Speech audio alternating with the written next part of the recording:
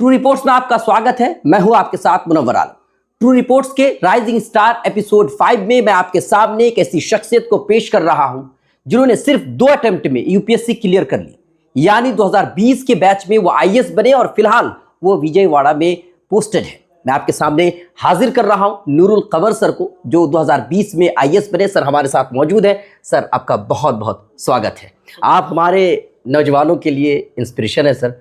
हम जानना चाहते हैं सर कि आपकी पढ़ाई किस तरीके से हुई, कितना स्ट्रैटेजिक आपने पढ़ाई की, किस तरीके से आपने पढ़ाई की सर? शुक्रिया। मैंने 6 तक इंडियन पब्लिक स्कूल, जो कि 0 माइल में एक छोटी सी स्कूल है, वहाँ तक पढ़ाई की। उसके बाद 6th में नवोदय का एंट्रेंस दिया। 6th to 10th मैंने नवोदय से पढ़ाई की। उसके बाद 10th करने के बाद मैं नवोदय से निकला। उसके बाद 11-12 मैंने जामिया से पढ़ाई की। उसके बाद मैं Shri Ram college of commerce गया। वहाँ से मुझे कैंपस प्लेसमेंट मिली। एक्सिस बैंक में काम किया। उसके बाद अल्हम्दुलिल्लाह इसमें मेरा सिलेक्शन हुआ। तो सर एक्सिस बैंक में काम करते करते आप मेहनत कर रहे थे, तो साथ में ही क्या? एक्चुअली मैंने काम के साथ ही मेहनत किया। 5 वर्किंग डे था जी। सैटरडे संडे छुट्टी रहती थी, सैटरडे संडे, और जो वर्किंग डे था उसमें 2-3 घंटे निकाल कर मैंने मेहनत करके पढ़ाई की। तो बाकायदा आपने कोचिंग वगैरह नहीं की सर? नहीं, अल्हम्दुलिल्लाह कोई कोचिंग नहीं की, ना ही कोई टेस्ट सीरीज लिया। खुद का मेहनत है, ये शुरू से लास्ट तक खुद का मेहनत है।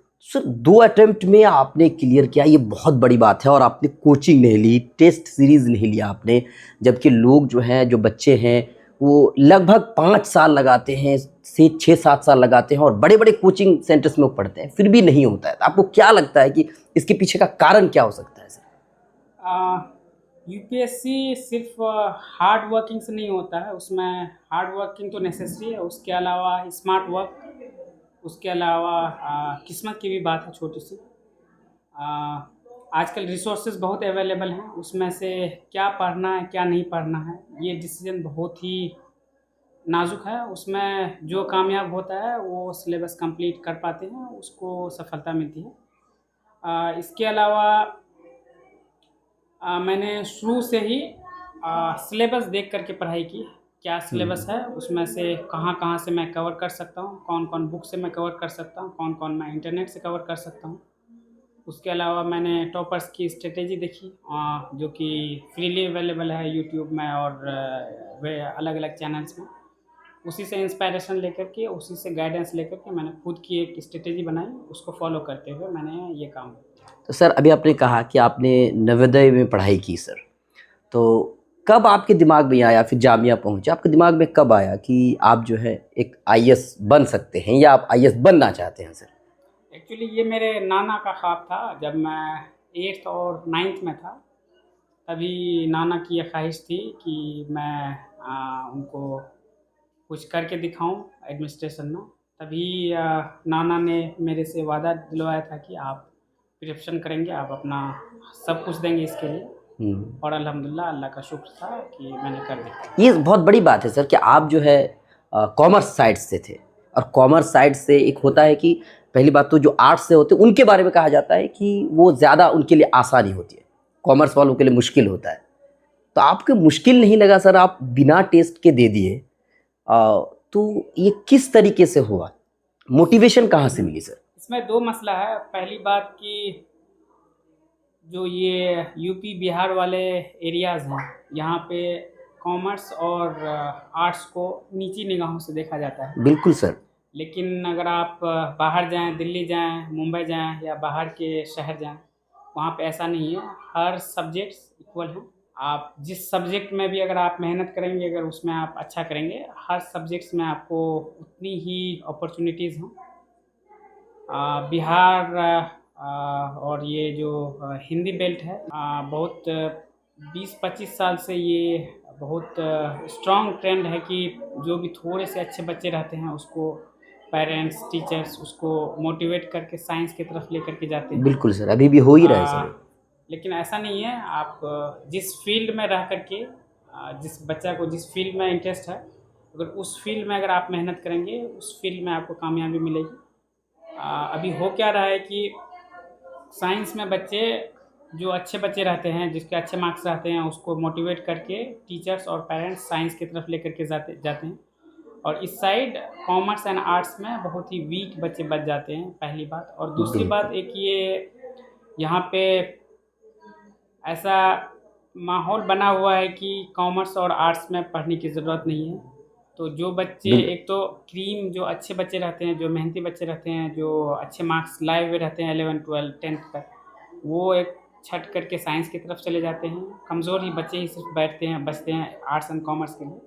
उसके बाद फिर से उसमें भी माहौल ऐसा निगेटिव माहौल कहिए या ऐसा परंपरा कहिए कि लोगों को लगता है कि science and arts and commerce में मेहनत नहीं करनी है, तो बच्चे कम मेहनत करते हैं। जो उसकी भविष्यवाणी रहती है कि नहीं, कॉमर्स एंड आर्ट्स में अच्छा नहीं कर पाएंगे, ये दो मिल करके वो प्रूव कर देते हैं और ये चलता आ रहा है। लेकिन अगर आप यही बाहर की बात कर रहे हैं, बड़े बड़े शहरों की बात करें, वहाँ पर इक्वली ड्रिवन है। जिस बच्चे को जहाँ पर शौक रहता है, जहाँ पर इसको इंटरेस्ट रहता है, बहुत बच्चों को हिस्ट्री में इंटरेस्ट रहता है, इकोनॉमिक्स में इंटरेस्ट रहता है, बहुत बच्चों को सिर्फ मैथ्स में इंटरेस्ट रहता है, वो मैथ्स से ग्रेजुएशन करते हैं। तो ये ट्रेंड अभी हमारे इलाके में आना बाकी है। तो आपको लगता है कि इसकी वजह से बच्चों को नुकसान हो रहा है सर? जो लॉन्ग एक तरह से जो टर्म देखा जाता है बच्चों को, कॉमर्स वाले को, आर्ट्स वाले को एक तरह से नीची निगाह से देखा जाता है, बोलते कुछ नहीं कर पाएंगे। तो आपको लगता है कि इसके थोड़ा नुकसान हो सा रहा उसको, वही बात मैं कहना चाह रहा हूँ कि एक तो डिमोटिवेशन मिलती है, और दूसरा उनको भी किसी तरह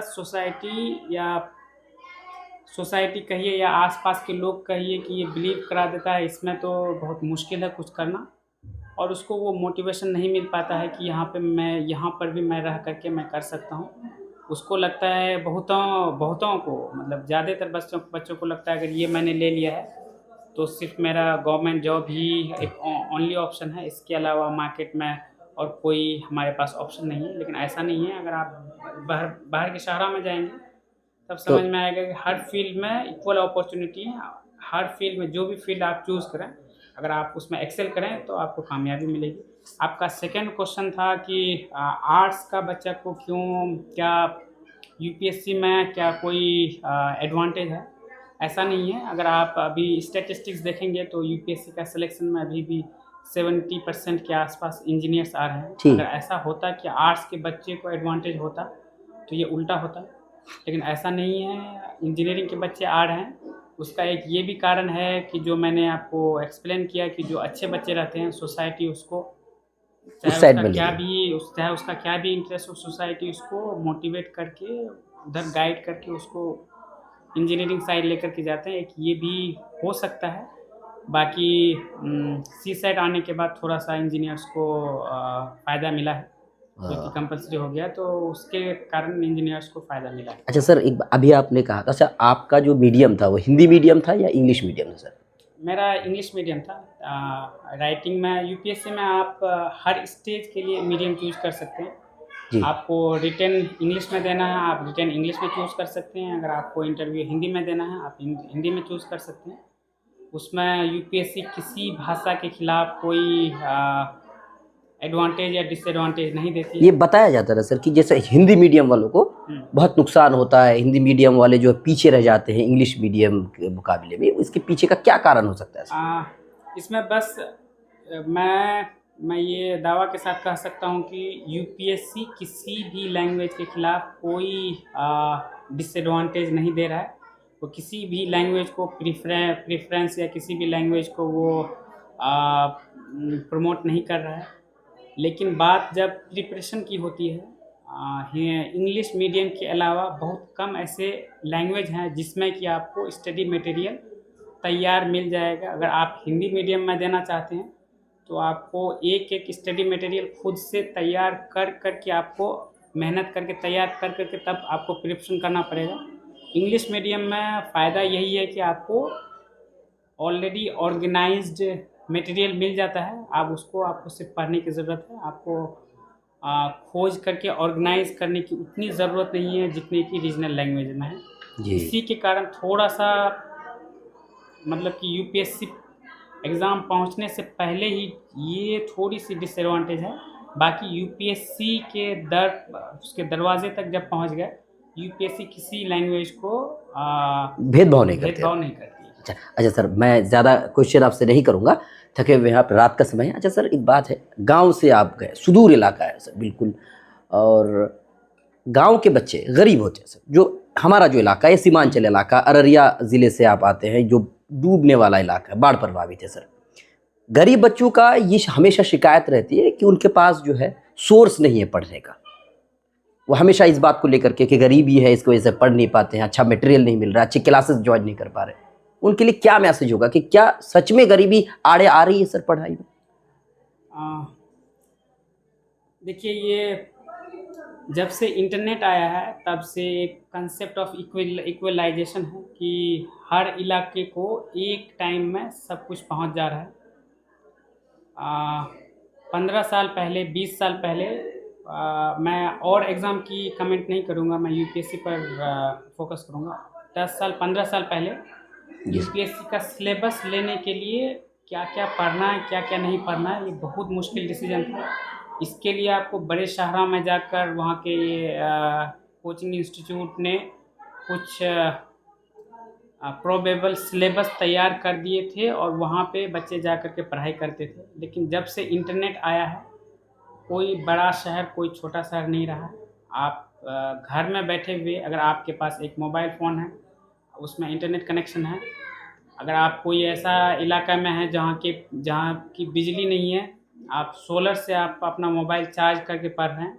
और एक कोई बच्चा है जो कि दिल्ली के बहुत बड़े सोसाइटी में रह रहा है। दोनों में कोई फ़र्क नहीं है, बस फ़र्क है उसकी हार्डवर्क का, उसका अंडरस्टैंडिंग का, उसका मेहनत का। मैं ख़ुद की बात कर रहा हूँ कि मैंने यूपीएससी के लिए कोई कोचिंग नहीं लिया था, कोई स्टडी मटेरियल नहीं लिया था। सारा चीज़ ऑनलाइन फ्रीली अवेलेबल है। ऐसे 10-12 ऐसे वेबसाइट्स हैं जहाँ पे आपको जितना आपको चाहिए उससे 5 गुना ज़्यादा आपको स्टडी मटेरियल फ्रीली अवेलेबल है। आप वहाँ पे जा करके आप डाउनलोड करके आप वहाँ पे पढ़ेंगे। तो अब वैसा नहीं रहा कि अगर आपके लिए उसके लिए कोचिंग की ज़रूरत है, आपको उसके लिए कोई सिलेबस ख़रीदने की ज़रूरत है, कहीं से स्टडी मटेरियल खरीदने की ज़रूरत है, कहीं से वो सब खरीदने से थोड़ा सा मे बी एडवांटेज मिल जाए, लेकिन वो कभी नेसेसरी नहीं है।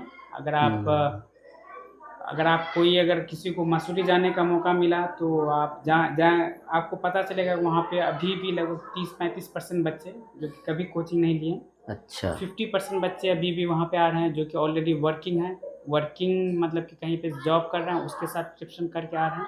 अच्छा। तो वो ज़माना चला गया कि जहाँ पे कि आप सिर्फ बड़े शहरों में रह करके कोई बड़ी इंस्टीट्यूट से कोचिंग करके निकलता है। आजकल सोशल मीडिया है, आप एवरी ईयर आप रिज़ल्ट देखते हैं, आप उसमें आपको ऐसा सुनने को मिलता है कि कोई बहुत दूर इलाके से कोई बच्चा ने बहुत अच्छा किया जी। और बहुतों बच्चा वहीं रह करके कर रहा है, क्योंकि इंटरनेट, अगर आपके पास एक मोबाइल फ़ोन है, इंटरनेट कनेक्शन है और आपके पास जुनून है, तो आप यूपीएससी जैसी कोई भी एग्ज़ाम को आप इजीली क्लियर कर सकते हैं। बहुत बहुत शुक्रिया। हमारे साथ थे नूरुल कमर सर, आईएएस ऑफिसर है। बहुत बड़ी बात है, एक सुदूर इलाके से वो आईएएस ऑफिसर बने हैं और ये पूरे इलाके के लिए ही खुशी की बात है, पूरे सीमांचल के लोगों के लिए खुशी की बात है, क्योंकि हमारे इलाके में आईएएस ऑफिसर का होना ये मामूली बात नहीं है।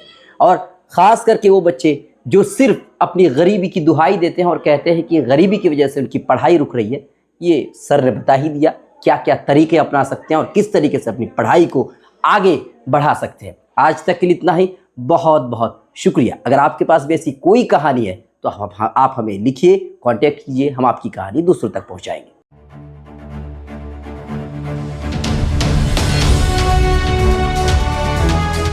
ट्रू रिपोर्ट्स, सच आप तक।